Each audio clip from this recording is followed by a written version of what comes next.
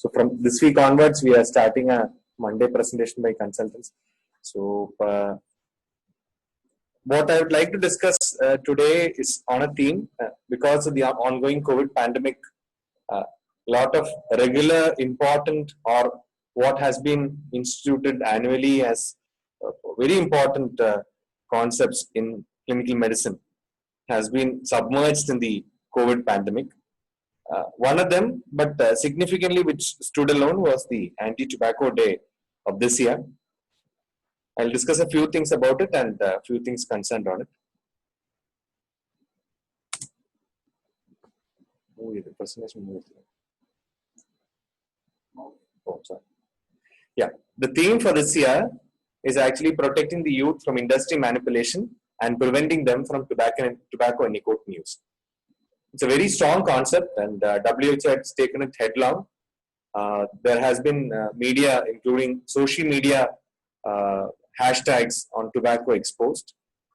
So what the governments and the stakeholders are supposed to are to protect the youth, who are the main vulnerable population who are being exposed to this whole tobacco industry. So we start with a pre-test. I request all of you to go through it. It's actually taken from the WHO source itself. There are only 5 questions with answers, and based on these questions, we'll have a short discussion. What is more addictive substance, nicotine or cocaine? Shall we give 2 seconds for each question? It's very simple. What is more addictive, nicotine or cocaine? Is smoking shisha or hookah harmful to your health? The options are yes, no, not as harmful as cigarette smoking.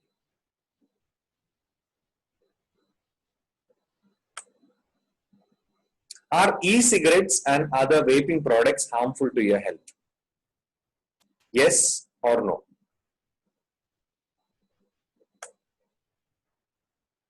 Which of these shows had the highest number of tobacco incidents on screen?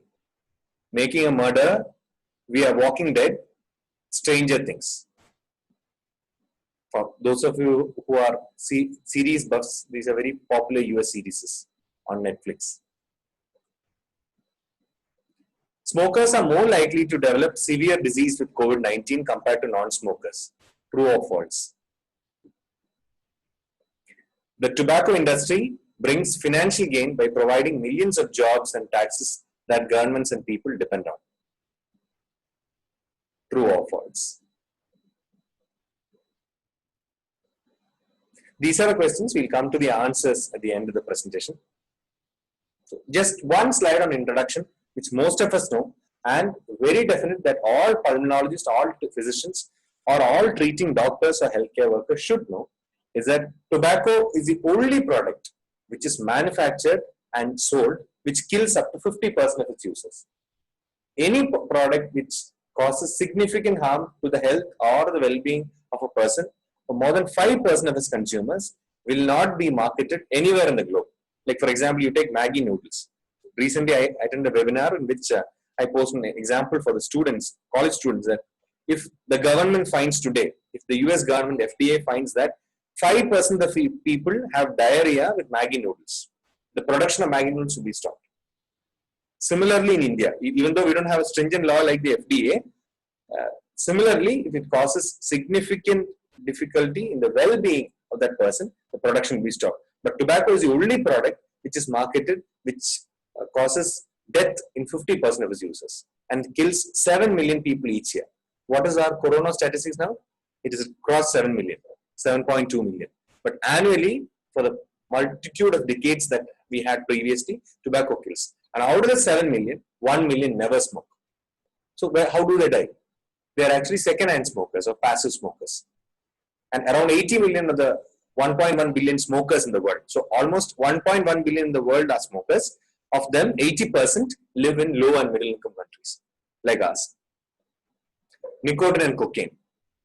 This is a journal published in the Journal of Neuroscience, which shows that nicotine potentiation of the excitatory inputs in the ventral tegmental area of dopamine neurons are similar.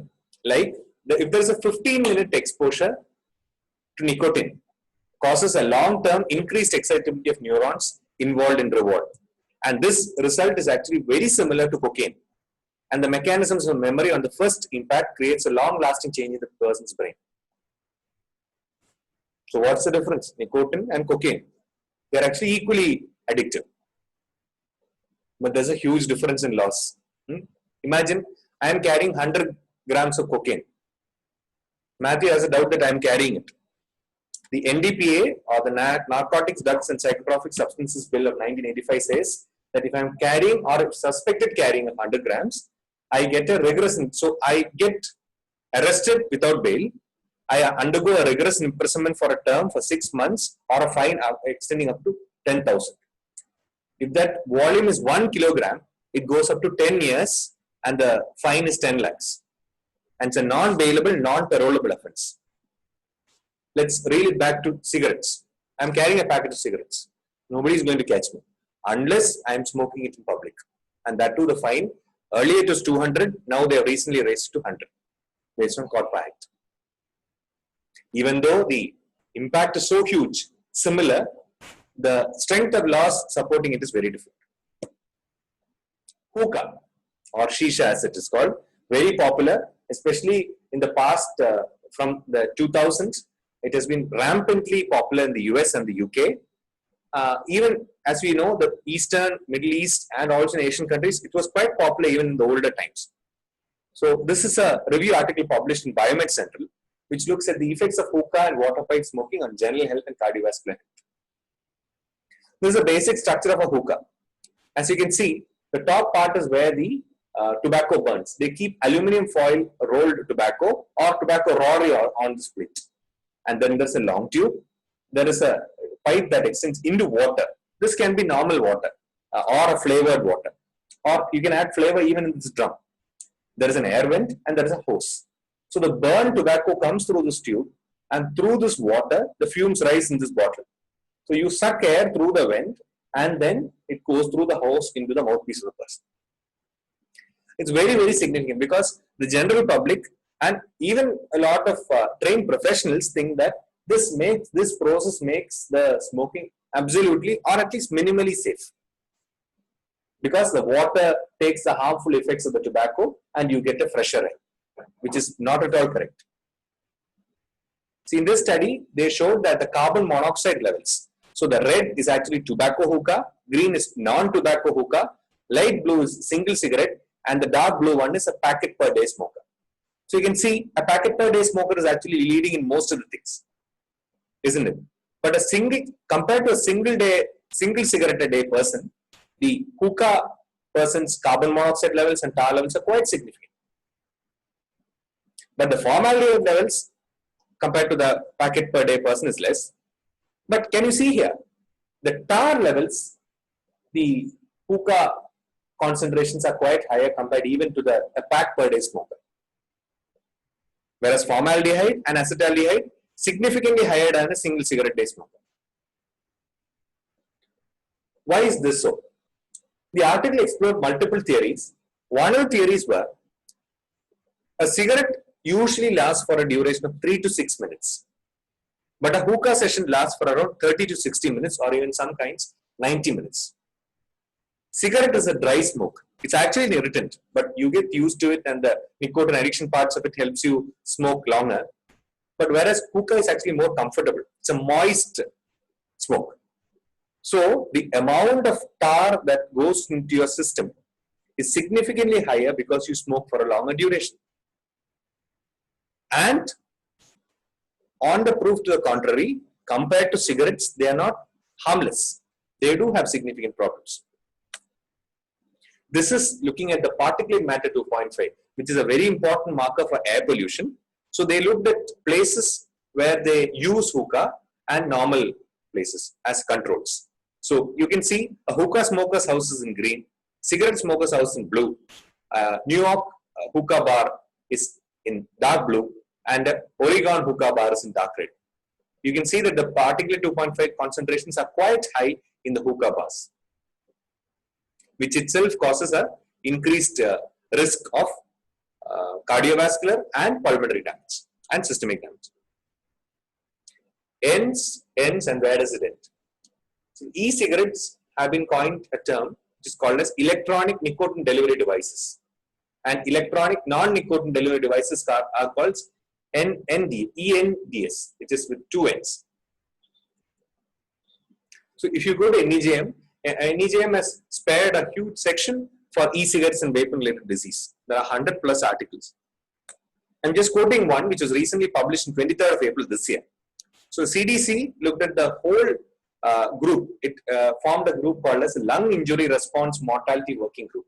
So they went through medical records in which patients had significant e-cigarette exposure, and after ruling out all the other causes, they found that the e-cigarette use has been contemplating for their respiratory illness, which caused hospitalization and deaths. So EVALI is the term, electronic cigarette or vaping associated lung injury. The key results that they found are the most patients with fatal or non-fatal disease were males, and the fatal cases were higher among more than 35 years older, and higher proportion of them who had fatal cases had underlying asthma, cardiac disease or mental health condition, and more than 50% of fatal cases were seen in an outpatient before hospitalization or death. This is very, very important. The e-cigarette point of view has not been addressed in all these patients in their outpatient visits. They were treated for all their underlying conditions, but staringly, their e-cigarette was not addressed or it was not given due importance, which led to their hospitalization or death. So, why is it so important? Why do we think that there is a problem there? Because the stakeholder at the other end is a very organized team. They have the best in the best with them. They invest a lot of money, and on the contrary, they know exactly how the society and the mindset and the media works. So the tobacco industry, according to WHO, spends around $8 million a year to influence your choice. How do they do it? They merchandise tobacco products, knowingly or unknowingly. Like for example, if you take in India, Classmates and Sunfeast are very famous brands. So most of us, even myself, we have Classmate notebooks, and we eat. These are webinars happen. That's why I don't like. This webinar, what's it?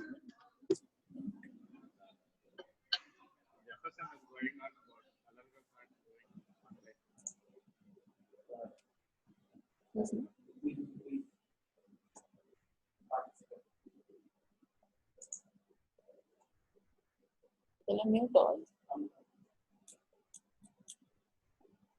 That's it. Tell you different.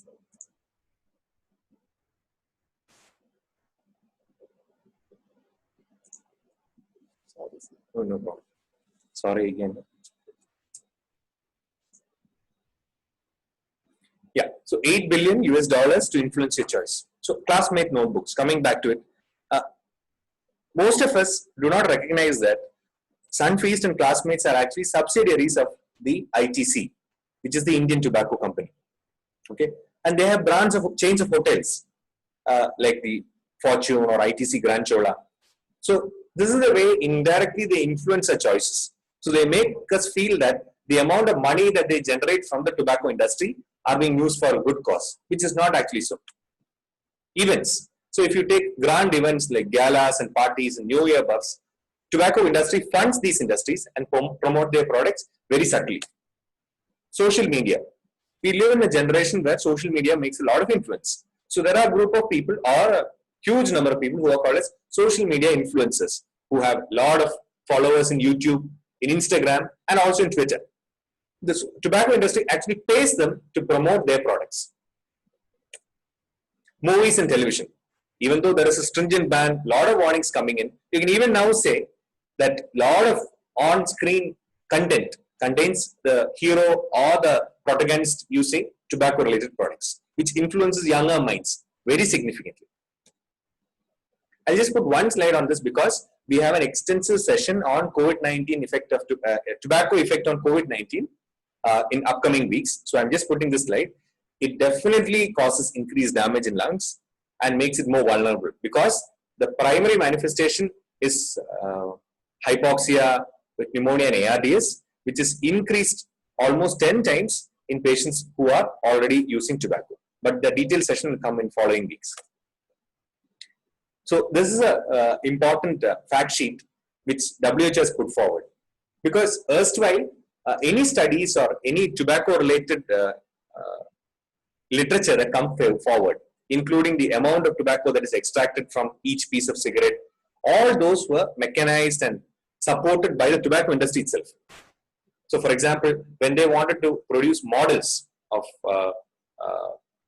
mechanized models like robots to know how much is the emission, how much is the inhalation of this thing, the technology rests in their side. So we understand that if the technology is on their side, there is a high chance that it can be manipulated. So WHO formulated something called as TOBLabNet, which has been registered in March of this year. It is a technical advisory board comprised of independent scientists who are paid by the WHO with expertise in the field of production, product regulation, and laboratory analysis of tobacco contents, emission and design features. So in the upcoming months or in the coming years, they will be producing data which are independent of any influence on the tobacco industry. So we can hope that we get a truthful data.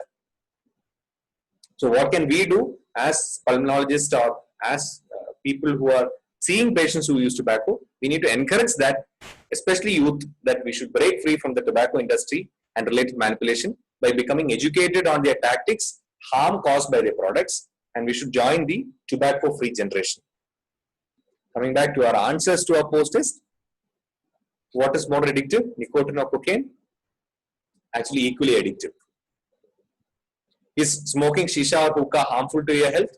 Absolutely yes. They do expose you to a lot of toxic chemicals.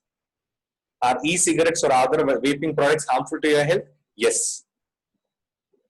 Which of these shows have the highest number of tobacco incidents on screen? Out of 3 options, it's the second option. It's called Stranger Things. Has almost twice the number of tobacco incidents. There are 182 incidents on screen than compared to Walking Dead. This shows that how subtly, see, from the name or from the content, we are not able to predict that what exactly they are portraying. But they do exactly portray the use of tobacco at least 182 times during the whole series, which has a cool impact on audience and attract new sets of users. Are smokers likely to develop severe disease with COVID-19 compared to non-smokers?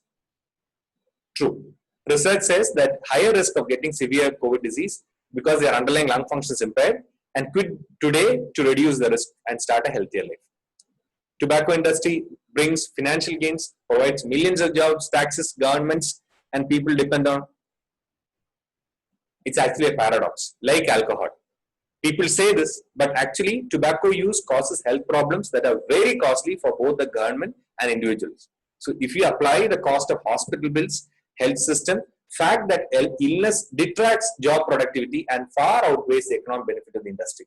So if you take the amount of money that is spent on healthcare and the work that is lost because of tobacco-related diseases, actually the amount of profit that they give is minuscule.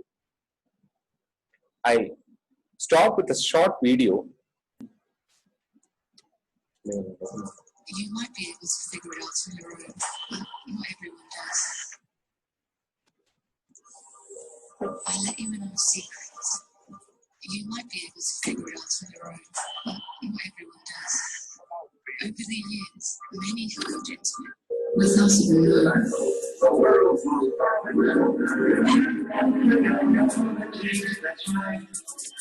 It's my stories. Things feel good. Time goes by. People change. But it's still there. The same old story.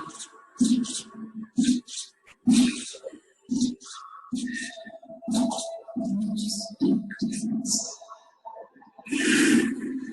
We try to make it sound like they have healthy alternatives.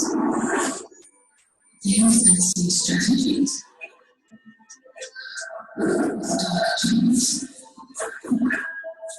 In Rebellion, 8 million people enter an early grave. But the only secret is that it doesn't end there. The industry persists. It grows aggressively, like the diseases it causes. And every year, it creates 8 million new gaps in the market, and it doesn't care who fills them. Even if it's someone like me. medical industry, students and children and adolescents to replace the 8 million people with antibiotics kill each year. Speak out. Tobacco exposed.